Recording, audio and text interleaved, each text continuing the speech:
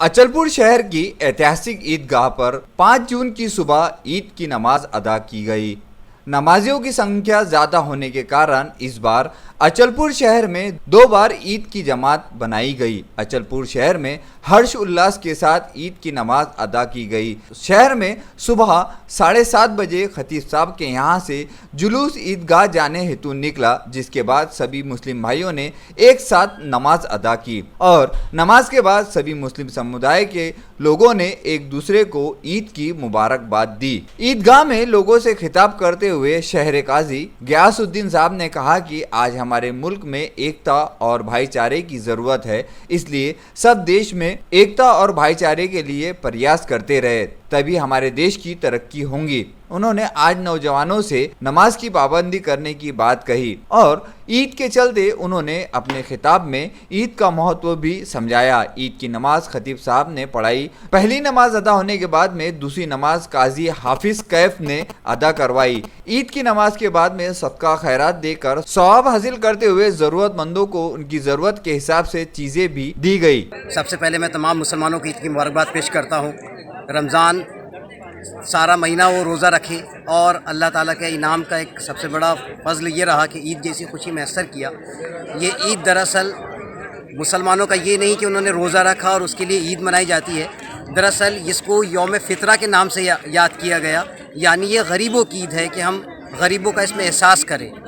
दूसरी चीज़ ये है कि जब हम फितरा निकालते हैं तो अपने जो अहबाब, रिश्तेदार, पड़ोसी, गरीब जो लोग होते हैं उनकी मदद के लिए ये सबसे उम्दा तरीक़ा होता है कि हम भरपूर अंदाज में ज़कात और फितरे से उनकी मदद करके उनके माशी तौर पर उनको इस्तेकाम दे सकें। दूसरी बात यह है, मानवता के लिए, इंसानियत के लिए ये एक पैगाम होती है कि सब एक दूसरे से गले मिलते हैं, एक दूसरे को पैगाम में मोहब्बत देते हैं। हम वतन अज़ीज़ के लिए दुआ करते हैं कि अल्लाह हमारे वतन में चैन, अमन, सलामती, सुकून अता करे। कि ईद जो है भाईचारा सिखाती है, एक दूसरे से मोहब्बत सिखाती है और यही हम चाहेंगे कि अहले वतन जो है वो एक दूसरे के दिल में आपस में मोहब्बत पैदा करे, दूसरे भी और अपने भी। मैं दुआ करता हूँ कि अल्लाह हमारे मुल्क हिंदुस्तान में अमन अता करे, सुकून अता करे, चैन अता करे और सबके दिलों में एक दूसरे के लिए मोहब्बत पैदा करे। 5 जून को अचलपुर शहर में ईद के मद्देनजर पुलिस द्वारा सुरक्षा के कड़े इंतजाम किए गए थे और मुस्लिम समाज के भाइयों को मुबारकबाद देने हेतु रिपब्लिकन पार्टी ऑफ इंडिया के अध्यक्ष डॉक्टर राजेंद्र गवई, कांग्रेस अचलपुर अध्यक्ष श्रीकांत जोड़पे, एहतेशाम नबील, शमशेर खान पठान, मोहम्मद शब्बीर, इरशाद अहमद, अब्दुल हामिद सर, मोहम्मद बाकिर अंसारी, काजी गाजी उद्दीन, काजी इमरान उद्दीन आदि उपस्थित थे। अचलपुर विधानसभा मतदार संघ और अचलपुर शहर के सब मुस्लिम भाई को ईद की शुभकामनाएं। ये साल सबके लिए, मुस्लिम बंधु के लिए, सब जनता के लिए सुख और समाधान के लिए जाओ, ऐसी शुभकामना करता हूं। ये रमज़ान ईद जो है, ये 30 रोज़े पूरे करने के बाद ये रमज़ान ईद आती है।